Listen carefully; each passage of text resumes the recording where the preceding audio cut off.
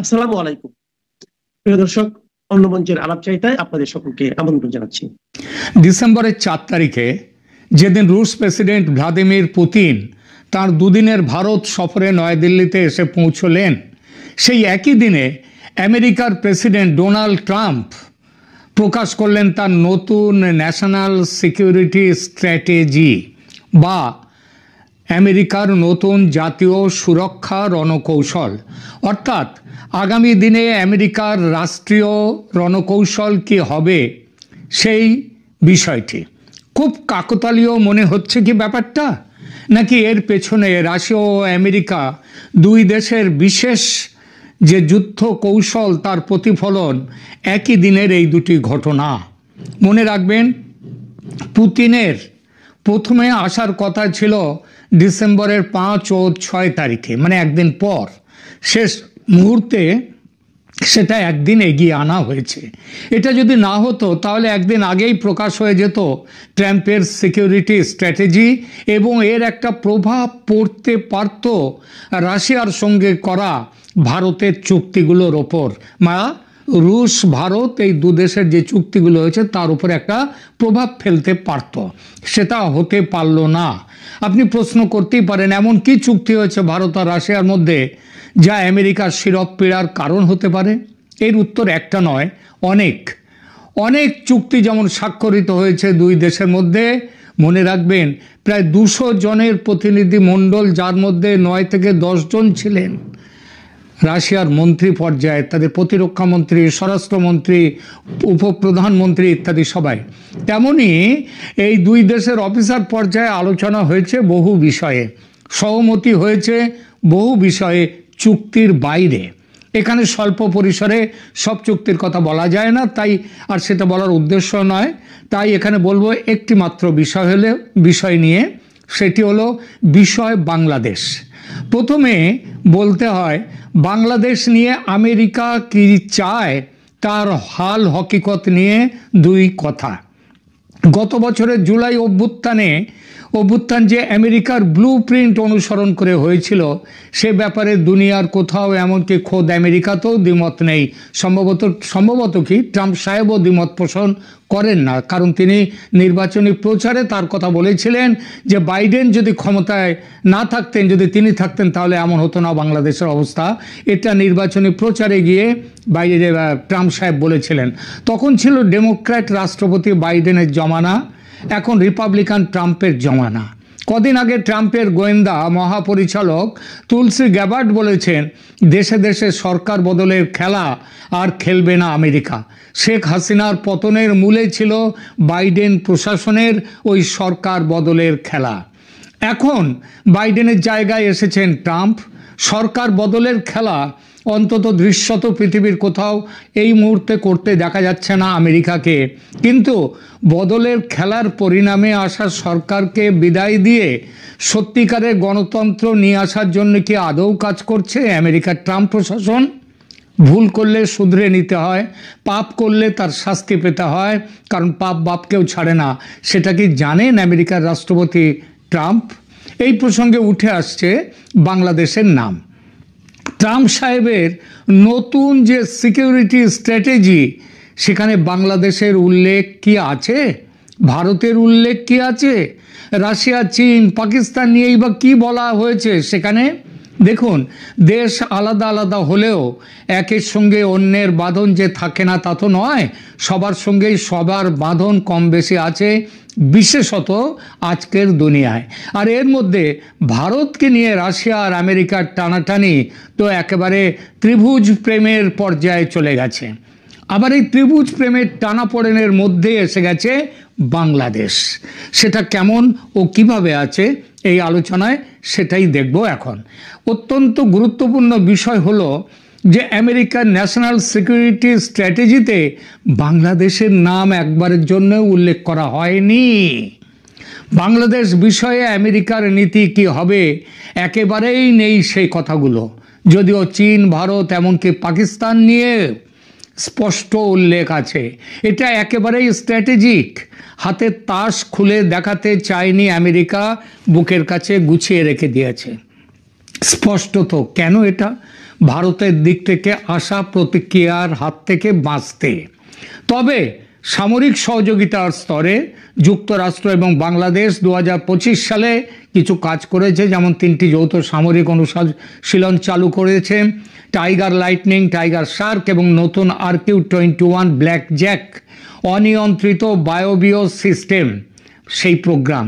এই প্রতিযোগিতা আমেরিকান ভাষ্য অনুযায়ী এটা সন্ত্রাসবাদ বিরোধী, এই সহযোগিতা সন্ত্রাসবাদ বিরোধী, শান্তি রক্ষা এবং মানবিক সংকট মোকাবিলায় ফোকাস করে।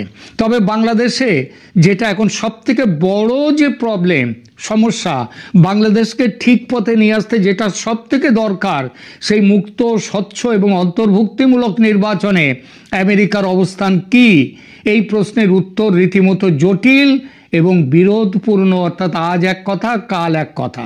আমেরিকার ঘোষিত নীতি এবং বাস্তবে যে কাজ তারা করছে, এই দুটোর মধ্যে উল্লেখযোগ্য পার্থক্য রয়েছে।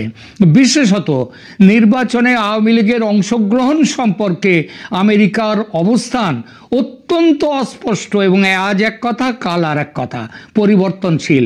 এই জন্যে বাংলাদেশের নাম উচ্চারণ করেননি এই স্ট্র্যাটেজিতে। এবং আমেরিকা এইখানটায় তার যে অবস্থানটা কাউকেও এখনো পরিষ্কারভাবে বলে না, এক একজন এক এক রকম কথা বলে যাচ্ছেন। আমেরিকার ঘোষিত নীতি ও মূল নীতিগত অবস্থান বিচার করলে দেখা যায় যুক্তরাষ্ট্র আনুষ্ঠানিকভাবে সব দলের নির্বাচনে অংশগ্রহণের সমর্থক। আমেরিকা বাংলাদেশে মুক্ত, ন্যায্য, বিশ্বাসযোগ্য এবং অন্তর্ভুক্তিমূলক নির্বাচন চায়, যা সকল স্তরে অনুষ্ঠিত হবে। রুল অফ ল এবং গণতান্ত্রিক নীতির প্রতি প্রতিশ্রুতি 2024 সালে যখন বাইডেন প্রশাসন ছিল, তখন স্টেট ডিপার্টমেন্টের মুখপাত্র বলেছিলেন যে আমেরিকা পুরো নির্বাচন প্রক্রিয়া জুড়ে আইনের শাসন বজায় রাখা এবং গণতান্ত্রিক নীতিগুলোকে সম্মান করতে চায়। কিন্তু সেসবগুলো হল যে আমেরিকা সরাসরি, এটাগুলো হচ্ছে বাইডেন আমলের কথা, তখন শেখ হাসিনার আমল ছিল। সুতরাং গুরুত্বপূর্ণ বিষয় হলো যে আমেরিকা সরাসরি, বর্তমানের আমেরিকা সরাসরি আওয়ামী লীগের নির্বাচনে অংশগ্রহণের ব্যাপারে এবং তাদের ওপর থেকে নিষেধাজ্ঞা প্রত্যাহার করার ব্যাপারে পরিষ্কার করে আজ অবধি কিছু বলছে না। এক একজন এক এক রকম কথা বলছেন। কেউ বলছেন অংশগ্রহণমূলক নির্বাচন চাই, সেখানে সব দল থাকবে। এর পরিবর্তে শুধু এইটাই যে আবার তার উল্টো কথাও কেউ কেউ বলছেন, তারা ওই স্বচ্ছ এবং মুক্ত নির্বাচন বলে থেমে যাচ্ছেন। সুতরাং এর পরিবর্তে আমেরিকা মোহাম্মদ ইউনূসের অন্তর্বর্তী সরকারকেও কিন্তু কার্যত বহু ক্ষেত্রে সমর্থন দিচ্ছে এবং উৎসাহ দিচ্ছে। কিসের জন্যে? মুক্ত এবং ন্যায্য একটা নির্বাচনের জন্য। কিন্তু ওই অংশগ্রহণমূলক, বিশেষত আওয়ামী লীগকে অংশ দেওয়ার ব্যাপারে কোনো কথা বলছে না। দেখুন, আমেরিকা আওয়ামী লীগ কর্মীদের উপর জোর করে অদৃশ্য করে দেওয়া হচ্ছে, গুম করা হচ্ছে, গ্রেপ্তার করা হচ্ছে, এসব যে উদ্বেগ প্রকাশ করছে, এটা কিন্তু ওই নিষেধাজ্ঞার বিরোধিতা করে নয়, মানবাধিকার লঙ্ঘন হিসেবে। অর্থাৎ আওয়ামী লীগের আজ অবধি আওয়ামী লীগের উপর নিষেধাজ্ঞা তুলে নেওয়ার ব্যাপারে কিন্তু আমেরিকা সরকারিভাবে কোনো বক্তব্য রাখেনি, আলাদা আলাদাভাবে বিভিন্ন ব্যাপারে বলে যাচ্ছে। যদিও সারা পৃথিবীর যে হিউম্যান রাইটস যে সমস্ত ওয়াচ রয়েছে, তারা বলে যাচ্ছে যে আওয়ামী লীগকে নিয়ে নির্বাচন করতে হবে, নইলে গণতন্ত্র ফিরবে না। তাহলে বাস্তবে কি দাঁড়াচ্ছে? কথা এবং কাজে এই যে ফারাক আমেরিকার, এটা আমেরিকার ঐতিহাসিক প্যাটার্ন, মানে আমেরিকার দুটো মুখ। একাডেমিক বিশ্লেষক যারা, তারা বলছেন যে আমেরিকার বাংলাদেশ নীতি গভীর অসামঞ্জস্যপূর্ণ, একটার সাথে আর একটার মিল নেই। আমেরিকা গণতন্ত্রের জন্য আওয়াজ দেয়, কৌশলগত স্বার্থ আবার সেখানে প্রাধান্য পায়, অর্থাৎ নিজেদের স্বার্থ। যখন আওয়ামী লীগ ক্ষমতায় ছিল, তখন আমেরিকা তার বিরুদ্ধে, আওয়ামী লীগের যে নির্বাচন হয়েছিল সেই আমলে তার বিরুদ্ধে জোরালো প্রতিবাদ করেছে। কিন্তু এখন যখন ইউনূস আমেরিকার কাছাকাছি, মানে ইউনূস নির্বাচন করতে যাচ্ছে, আমেরিকা কিন্তু বিরাট করে কোনো রকমভাবে মুখ খুলছে না। এই হচ্ছে আমেরিকা। কিন্তু আমেরিকা, এই জন্যই বললাম, বাংলাদেশ নিয়ে আমেরিকা তার যে সিকিউরিটি স্ট্র্যাটেজিতে একটি শব্দ সেখানে বলেনি। যদিও বঙ্গোপসাগরে আধিপত্য বিস্তারের জন্য আমেরিকা সর্বত চেষ্টা করছে। তাহলে এইবার প্রশ্ন আসে, কেন আমেরিকা বাংলাদেশের নাম পর্যন্ত তার যে নতুন যে সিকিউরিটি স্ট্র্যাটেজি সেখানে কেন নিয়ে এলো না ন্যাশনাল সিকিউরিটি স্ট্র্যাটেজিতে?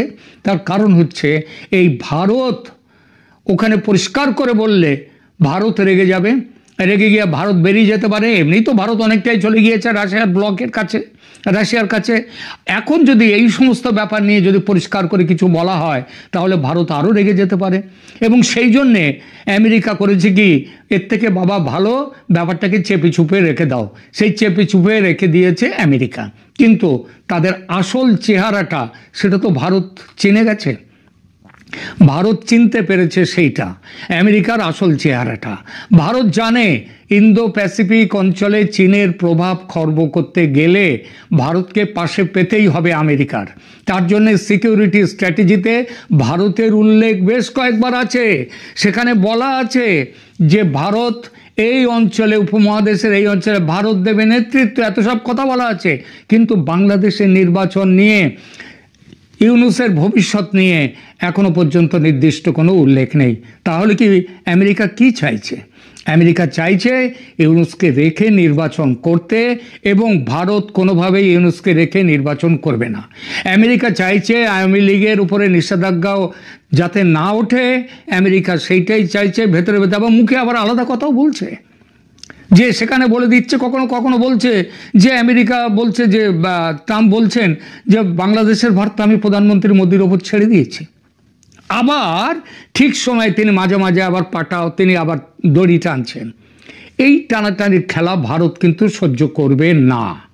এবং ভারতের যা এখন যেটা করেছে, ডেকে নিয়ে এসছে রাশিয়ার সাথে, যে বিরাট চুক্তি হয়েছে, এবং সেখানটায় রাশিয়ার সাথে প্রতিরক্ষার ব্যাপারে পর্যন্ত কথা উঠেছে যে বাংলাদেশের ব্যাপারে ভারত যে সিদ্ধান্ত নেবে রাশিয়া সেই সিদ্ধান্তের পাশে। আমেরিকা যদি কোনোভাবে কোনো রকম গোলমাল করতে চায়, রাশিয়া পাহাড়ের মতো দাঁড়াবে ভারতের পাশে। কিন্তু এইবার প্রশ্ন আসে, আমেরিকার কি ভারতের বাংলাদেশ নীতি বা বাংলাদেশে যেটা করতে চায়, একেবারে পরিষ্কার করে বলি, যদি কাল যদি নির্বাচনের দু একদিনের মধ্যেই নির্বাচনের তফসিল ঘোষণা হবে, দেখা গেল সেই ঘোষণায় আওয়ামী লীগের উপর থেকে নিষেধাজ্ঞা উঠল না, যদি দেখা যায় আওয়ামী লীগকে নির্বাচনে অংশগ্রহণের সুযোগ দেওয়া হয়নি, ভারত কি মেনে নেবে এই নির্বাচন? অবশ্যই মানবে না। কি করবে ভারত? ভারত অনেকগুলো কাজ করতে পারে, ভারত অনেকগুলো কাজ করতে পারে। ভালো মুখে যখন কথা হয়নি তখন আঙুলটাকে টেড়া করে ওই বাঁকা আঙুলে ঘি তোলার মতো করে ভারত সেই কাজটা করবে, এটা নিশ্চিত। জেনে রাখুন, নির্বাচনী তফসিল যদি ঘোষণার সময় আওয়ামী লীগের ওপর থেকে নিষেধাজ্ঞা যদি প্রত্যাহার না হয়, যদি আওয়ামী লীগের ওপর থেকে নিষেধাজ্ঞা প্রত্যাহার না হয় এবং যদি তাদেরকে ভোটে অংশ নিতে না দেয়া হয়, তাহলে বাংলাদেশে ভারতের সামরিক অভিযান সেটা ওই কোনো দু চারটে অ্যাকশনের মধ্যে দিয়ে হতেও পারে, আবার পরিপূর্ণভাবে অন্যরকমও হতে পারে। সেইটা আগামী দিনে আমেরিকা সেটা বুঝেছে। এবং এটাও জেনে রেখে দিন, আমেরিকা মুখে মনে যাই থাকুক না কেন, ভারত যে ব্যবস্থা নেবে আমেরিকা তার বিরুদ্ধে কিচ্ছু করবার ক্ষমতা আমেরিকার নেই। আমেরিকা করতে পারবে না। সুতরাং আগামী সপ্তাহটা, এই সপ্তাহে, এই আজকের এই কয়েকদিনের মধ্যে, আগামী সপ্তাহ বলবো না, যে সপ্তাহটা চলছে এই সপ্তাহের মধ্যে বাংলাদেশে নির্বাচনের তফসিল ঘোষণা হবে, এবং তারপর সেটা দেখে ভারত বাংলাদেশে কি করবে, এবং তার মধ্যে সার্জিক্যাল স্ট্রাইক থেকে শুরু করে অন্য রকমের সামরিক অভিযান সব কিছুই হতে পারে। এখনকার মতো এখানেই রাখছি। এই মুহূর্তে আপনাদের সামনে কথা বলতে এসে আওয়ামী লীগ নির্বাচনে অংশ নিতে পারবে, কিন্তু কিভাবে? খানিক আগে একটা সংবাদ চোখে পড়লো, তার আলোকে এই কথা বলতে চাই। ট্যাবলয়েড পত্রিকা মানব জমিন একটা সংবাদ করেছে তাদের অনলাইন ভার্সনে যে ক্লিন ইমেজের আওয়ামী লীগ প্রার্থীরা নির্বাচনে অংশ নিতে পারবেন। তাদের সংবাদে বলা হচ্ছে যে আসন্ন নির্বাচনে আওয়ামী লীগের অংশগ্রহণ অনেকটা অনিশ্চিত, কারণ দলটির কার্যক্রম নিষিদ্ধ রয়েছে। তাহলে এই অবস্থায় কি হবে দলটির ভবিষ্যৎ? ঢাকা দিল্লি আনুষ্ঠানিক অনানুষ্ঠানিক কূটনৈতিক আলোচনায় বিষয়টি এসেছে, কিন্তু সুনির্দিষ্টভাবে কোনো সিদ্ধান্ত হয়নি। তবে ঢাকার তরফে বলা হয়েছে আওয়ামী লীগের কার্যক্রম নিষিদ্ধ থাকায় এবারের নির্বাচনে অংশ নেওয়া সম্ভব নয়। তারা চাইলে স্বতন্ত্র প্রার্থী হতে পারেন। যাদের ইমেজ অপেক্ষাকৃত ক্লিন তাদের পক্ষে স্বতন্ত্র প্রার্থী হওয়ার ব্যাপারে সরকারের কোনো আপত্তি নেই। কিন্তু যাদের বিরুদ্ধে মামলা মোকদ্দমা রয়েছে কিংবা মানবতা বিরোধী অপরাধের সঙ্গে সংশ্লিষ্টতা আছে, তাদের এমন কাউকে নির্বাচনে অংশগ্রহণের সুযোগ দেওয়া হবে না। মানবতা বিরোধী অপরাধের সঙ্গে যুক্ত থাকায় গত 12ই মে এক প্রজ্ঞাপনে দলটির কার্যক্রম নিষিদ্ধ করা হয়। যুক্তরাষ্ট্র সহ ইউরোপের কয়েকটি দেশের পক্ষ থেকেও আওয়ামী লীগের অংশগ্রহণ নিয়ে সরকারের সঙ্গে অনানুষ্ঠানিক যোগাযোগ হয়। তাদেরকেও সরকার একই জবাব দেয় যে ওদিকে বলা হচ্ছে যে আওয়ামী লীগের ক্লিন ইমেজের নেতা কর্মীদের নিয়ে সংগঠিত হতে চেয়েছিল একটি অংশ, কিন্তু শেখ হাসিনা তাতে মত দেননি। শেখ হাসিনা বিশ্বাস করেন লড়াই করে ফের দলকে সংগঠিত করতে সক্ষম হবেন। যাই হোক, সংবাদটিতে বলা হচ্ছে যে আওয়ামী লীগ অংশগ্রহণ করতে পারবে কিন্তু স্বতন্ত্র প্রার্থী হতে পারবে। কিন্তু আদেও এই নির্বাচনে স্বতন্ত্র প্রার্থী হবে কিনা? আগামীকাল তফসিল ঘোষণার কথা আছে ত্রয়োদশ জাতীয় সংসদ নির্বাচনের।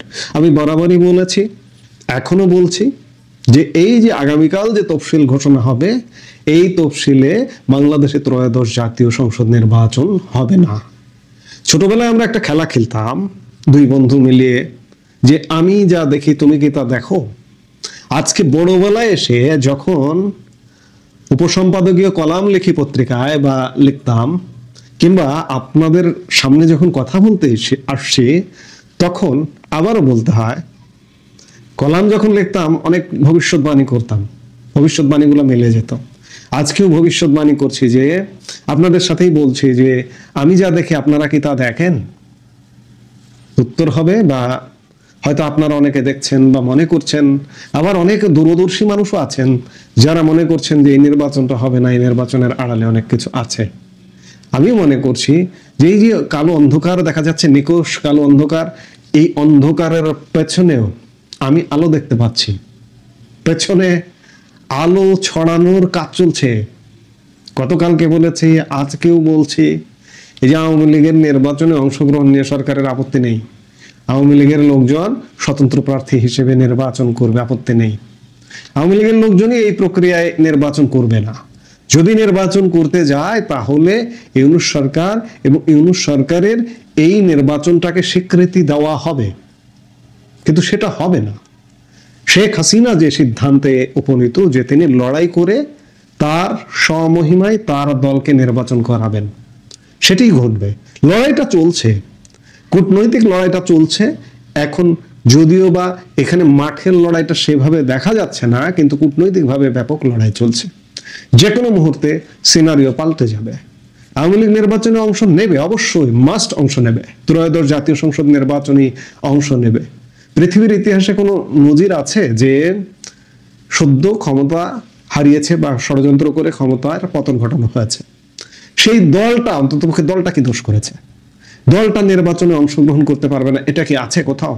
এই যে আমাদের নিকট অতীতে যে ঘটনাগুলো ঘটেছে, এই যে নেপালে সরকার পতন হলো, তারা রাজনৈতিক কার্যক্রম চালাচ্ছে, তারা আগামী নির্বাচনে অংশ নেবে।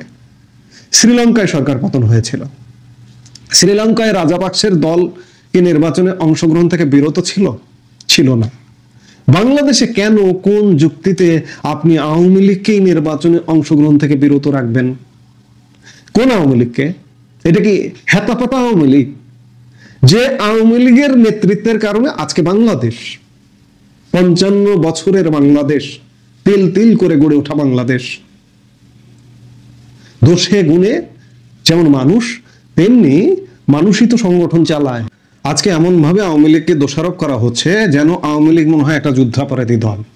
এটা আসলে সত্যিকার অর্থে একটা রিভার্স ঘটনা হয়েছে, যে যুদ্ধাপরাধী জামাতে ইসলামী রাজনৈতিক দল হিসেবে দলগতভাবে যুদ্ধাপরাধী, এবং এই জামাতে ইসলামের নেতারা যুদ্ধাপরাধী ছিলেন, তাদের বিচার করা হয়েছে, তাদের নিষিদ্ধ করেও আওয়ামী লীগ দীর্ঘদিন যাবৎ নিষিদ্ধ করেনি, পতনের কয়েকদিন আগে নিষিদ্ধ করেছে। আওয়ামী লীগের কিছু ভুল আছে, এগুলো সমূলে উৎপাটন করা উচিত ছিল, যার দরুন আজকে আওয়ামী লীগ ভুলের খেসারত দিচ্ছে।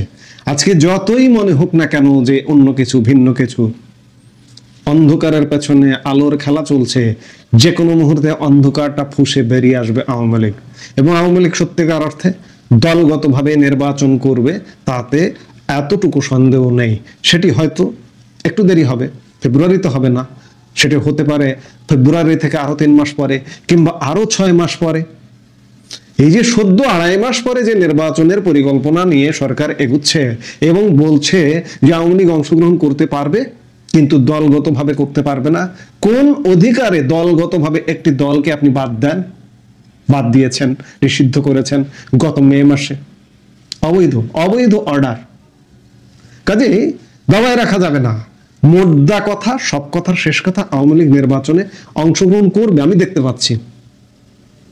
আপনিও দেখুন, একটু ডিপলি চিন্তা করুন যে কোনো হিসাব নিকাশে মিলবে না, আওয়ামী লীগ মাস্ট নির্বাচনে অংশগ্রহণ করবে। এই মুহূর্তে এ পর্যন্ত।